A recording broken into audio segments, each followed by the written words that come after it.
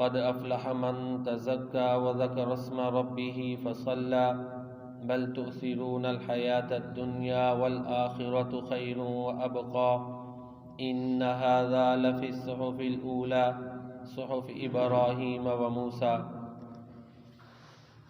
جو شخص پاک ہوا بلا شبہ وہ کامیاب ہو گیا، اور اس نے اپنے رب کا نام یاد کیا پس نماز پڑھی۔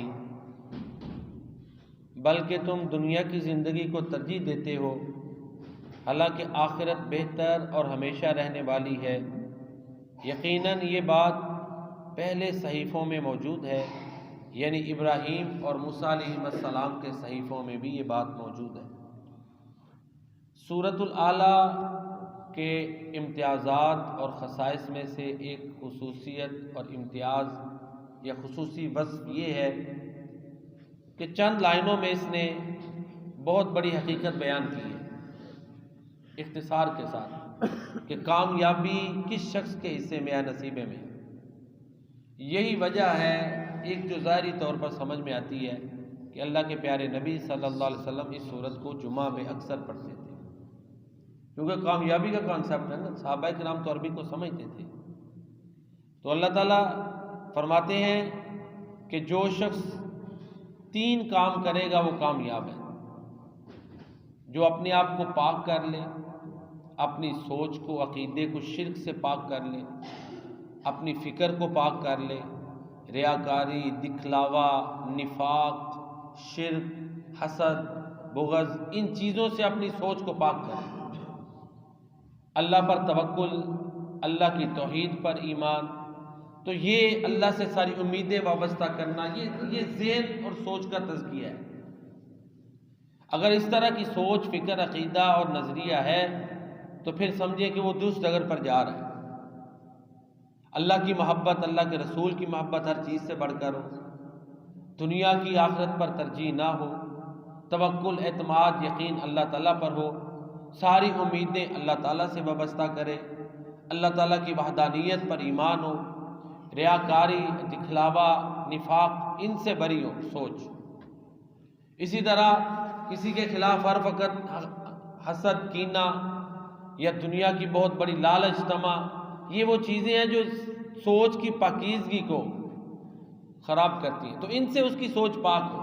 اسی طرح اس کا کردار ہے وہ بھی درست ہو جائے۔ ظاہر جب سوچ درست ہوگی، خیالات درست ہوں گے تو انہی کے نتیجے میں کردار جنم لیتا ہے، اعمال جنم لیتے ہیں، پھر ظاہر اعمال پر بھی اس کے اثرات ہوں گے۔ سوچ کے ہی اعمال پر اثرات ہوتے ہیں، انہی کے مطابق انسان عمل کرتا ہے، تو ظاہر ہے پھر اس کا کردار اور اخلاق، یہ ساری چیزیں سوچ سے جڑی ہوئی ہیں، پھر وہ بھی پاک ہو جائیں گی، تزکیہ ہو جائے گا۔ پھر وَذَكَرَ اسْمَ رَبِّهِ فَصَلَّىٰ، تزکیہ اپنے رب کا نام یاد کرتا رہے، نماز پڑھے۔ ان کے بغیر تزکیہ ممکن نہیں ہے۔ اپنے آپ کو بندہ پاک نہیں کر سکتا، اپنے اندر بہتری نہیں لا سکتا، اپنی غلطیوں کو ان کے بغیر بندہ دور نہیں کر سکتا۔ اپنے رب کا نام یاد رکھے، ایک تو یہ ہے کہ اذکار کرے، دوسرا اللہ تعالیٰ کو یاد رکھے، اس کی نافرمانی سے بچے، اس کی فرما برداری کرے۔ یہ روزہ بھی تو ایک طرح کا ہمیں اللہ تعالیٰ کو یاد دلاتا ہے نا، کہ جب ہم روزے کی حالت میں ہیں تو نافرمانی کرنے لگے، کھانے لگے، فوراً اللہ یاد آئے گا، نہیں جی روزہ ہے۔ تو روزہ 2 طرح کی تذکیر ہوتی ہے نا، ایک تو ہے زبان سے ذکر، ایک ہے سوچ میں ہر وقت یاد۔ تو اپنے رب کا نام یاد کرے، پھر نماز پڑھے۔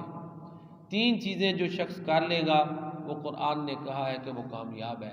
لیکن پھر اللہ تعالیٰ ساتھ ہی دعاؤں کا مزاج اور ان کی کیفیت بیان کرتے ہیں، بل تؤثرون الحیات الدنیا، تم ایسا نہیں کرتے بلکہ تم دنیا کی زندگی کو ترجیح دیتے ہو، والآخرۃ خیر وابقیٰ، حالانکہ آخرت بہتر اور دائمی ہے۔ دنیا کی چمک، دنیا کی زرق برق، پھر اولاد، مال، یہ چیزیں، لوگوں کے رویے، یہ انسان کو پھر تبدیل کرتے ہیں۔ ایک طرف وہ ان سین لائف ہے، ان سین ورلڈ ہے، ان دیکھی دنیا۔ اقبال نے کہا نا، فردوس جو تیرا ہے وہ تو کسی نے نہیں دیکھا، فرنگ کا ہر قریہ ہے فردوس کی مانند۔ جب اس کو جا کے دیکھتے ہیں ترقی، زرق برق، تو ظاہر ہے بندہ کھو جاتا ہے، اس کے پیچھے ہو جاتا ہے۔ نظر کو چندیا دیتی ہیں یہ چیزیں، نظر کو خیرہ کرتی ہے چمک تہذیب حاضر کی۔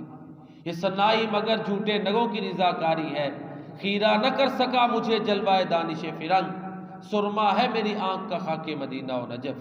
جب مدینہ و نجف کی خاک کا سرما آنکھوں میں ہوگا، مراد قرآن اور سنت آنکھوں کے سامنے ہوں گے، تو پھر انسان نہیں بہکے گا۔ پھر یہ جتنی بھی پرکشش چیزیں ہیں انسان کو ڈیریل نہیں کرتی، اس کی اصل ڈگر سے اس کو نہیں ہٹاتی ہیں۔ والآخرۃ خیر وابقا، حالانکہ آخرت بہتر ہے، ہمیشہ رہنے والی ہے، لیکن یہ عارضی دنیا کی کششیں، اس کا دھوکہ، اس کی جاذبیت، اس کی مجبوریاں، اس کی محبتیں انسان کو اس کی اصل راہ سے ہٹاتی ہیں۔ پھر اللہ فرماتے ہیں ان ھذا لفی الصحف الاولی، یہ بات پہلے صحیفوں میں بھی ہے، اتنی عام ہے پہلے صحیفوں میں بھی ہے کہ یہ رستہ ہے کامیابی کا، سب لوگوں کو بتایا گیا یہ رستہ کامیابی کا ہے۔ صحف ابراہیم و موسیٰ، ابراہیم علیہ السلام کے صحیفوں میں بھی اور موسیٰ علیہ السلام کے صحیفوں میں بھی یہ چیز موجود ہے۔ تو سورۃ الاعلیٰ کی تفسیر توضیح بتوفیق اللہ ہماری مکمل ہوئی، انشاءاللہ آئندہ سورۃ الغاشیہ جو ہے وہ شروع کریں گے۔ سورۃ الاعلیٰ کا اختتام کامیابی کیا ہے اور ساتھ ہی لوگوں کا اس کے بارے میں رویہ کیا ہے۔ اللہ تعالیٰ مجھے اور آپ کو کامیابی کے راستے پر چلنے کی توفیق عطا فرمائے، اور ہمیں اللہ تعالیٰ ہر قسم کے فتنے اور آزمائش سے محفوظ رکھے، آمین یا رب العالمین۔ وما علینا الا البلاغ المبین۔